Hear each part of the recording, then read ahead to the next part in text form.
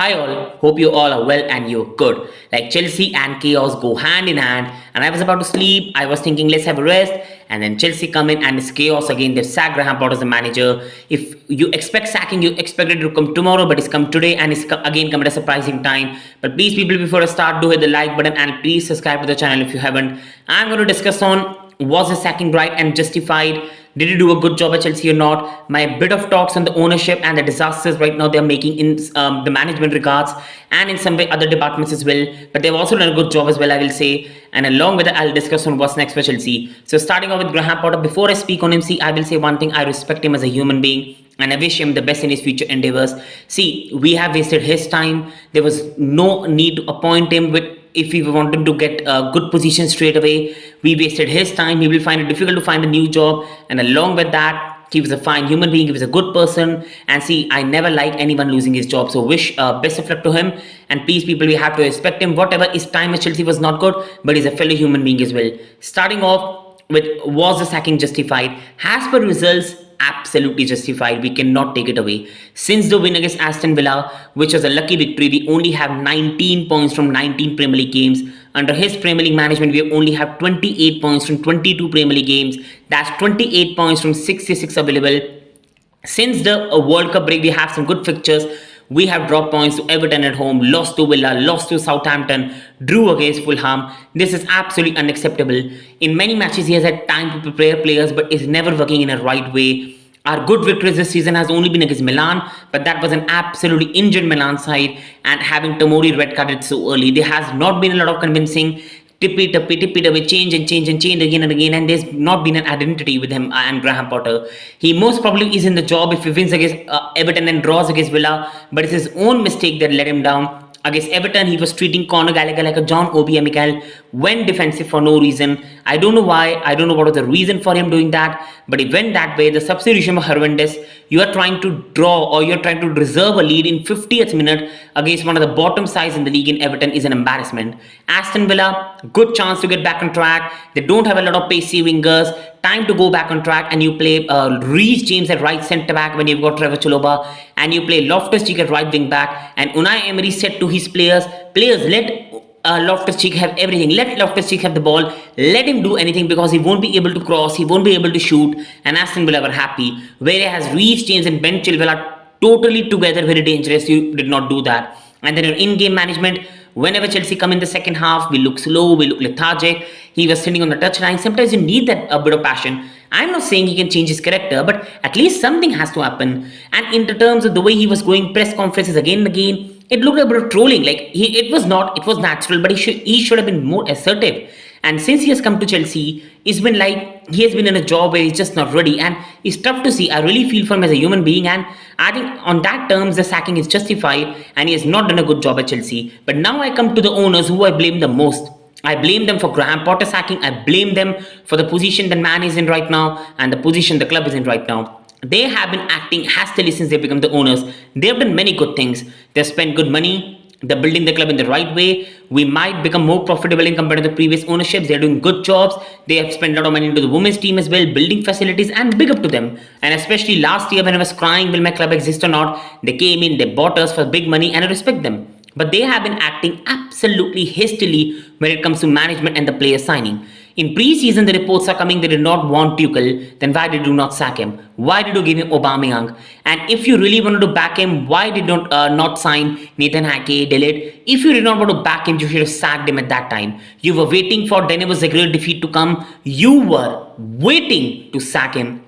And it's already a disaster just because a manager was not a yes man. That's the problem. Then you hastily went there and signed, big name in the British market, big manager, let's go and sign him. Without understanding how we build the Brighton team, without understanding and taking an opinion to how he will build. You went there, you paid 23 million to Brighton, you sacked Tuchel, you sacked his staff, paid them big money, brought him and put a manager on a 2 million year contract, on a 12 million year contract. You are one of the most richest businessmen in the world and you're doing that thing is insane. You should have known that Graham Potter at Brighton, it took a lot of time to build them where they are. He used to go on very big runs of no victories. It took him time. Brighton were patient. If you wanted to have Champions League football straight away, why did you appoint him? Why did you waste his time, his career? Why you wasted the club's money, the club's resources? Why you wasted our time? Why you wasted his time, the club's time? And everybody has failed now. And now you wrote in the club statement that we want to save the season. Now what is there to save?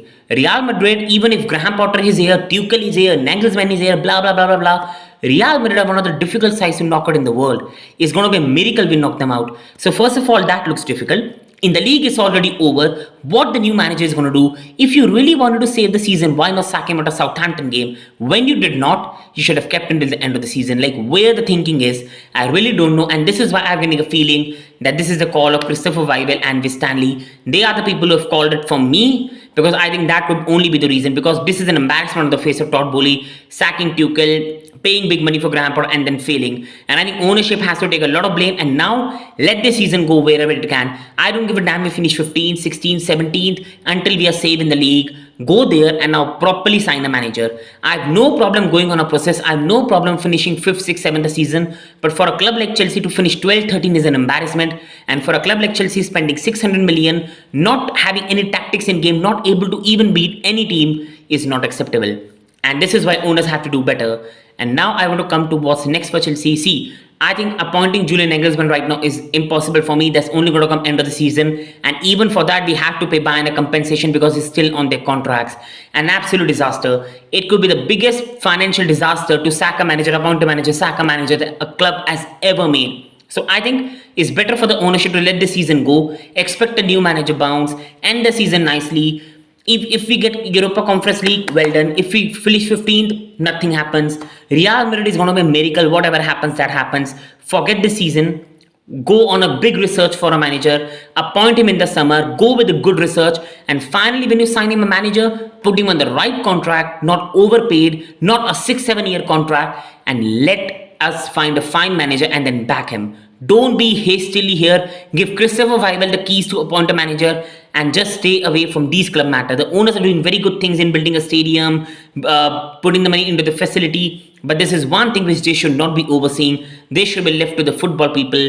And I hope they see that. Because what is happening right now is a total disaster. And I feel very sorry for Graham Potter. And on my final point, for me, if they really want to build a process, Chelsea fans are going to kill me. I'll rather have Pochettino than Nagelsmann. I think Pochettino can do a very good job in this process. He's experienced. He won't be like Potter 11 to 12th. And I think at Tottenham, Daniel Levy really put a lot of pressure from him. Taking Tottenham, who used to lose 6-0, 5-0 against big teams, to take them to a Champions League final, getting second in the league where they beat Hull City, Leicester City 7-1, 7-0, playing good football, regularly being in the top 4. I think he's a much better choice than Graham Potter. He will be a better manager for me in terms of Chelsea and experience in the Premier League than Nagelsmann. And I think we should be going for a manager like Pochettino. My dream would be Luis Enrique, but seeing the new ownership and wanting more like a yes man, I think Luis Enrique and Todd Boehly have clashes, so it's not going to work. For me, get Pochettino, but even Nagelsmann, I'm fine. But again, even a manager like Pochettino needs patience, even a manager Nagelsmann needs patience, and hope the club shows that. But patience also doesn't mean being 11th in the league, not having any in-game management and not having any idea. On this note, I will say I have a lot of respect for Graham Potter.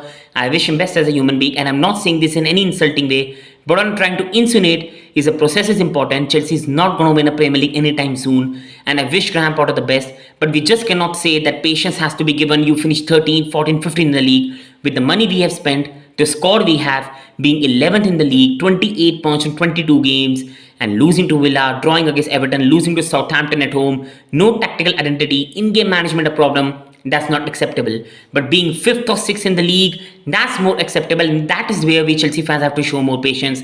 But overall, on final point, wish the best for Graham Potter. Very disappointed. We have wasted his time, our time, and till now it's been a total waste of 7 months, which would be better served to keep Tuchel, put your ego aside, or it would have been much better to go sack Tuchel before the pre-season and most probably have a more better time, or it even would have been better to now just give him till the end of the season. There's nothing left. I don't think they're knocking Real Madrid out even with Tuchel. They are a very tough side. If we do, it's a miracle, and I believe in miracles, but it's look difficult. And other than that, Premier League season for me is not salvageable. So on that note, thank you everyone for watching. Please do hit the like and subscribe. And Todd Boehly has to take major egg on his face on this one, but hopefully the owners rectify this mistake and come back better. Big up Chelsea, up the Chelsea. Thank you everyone. Hope you have a great day.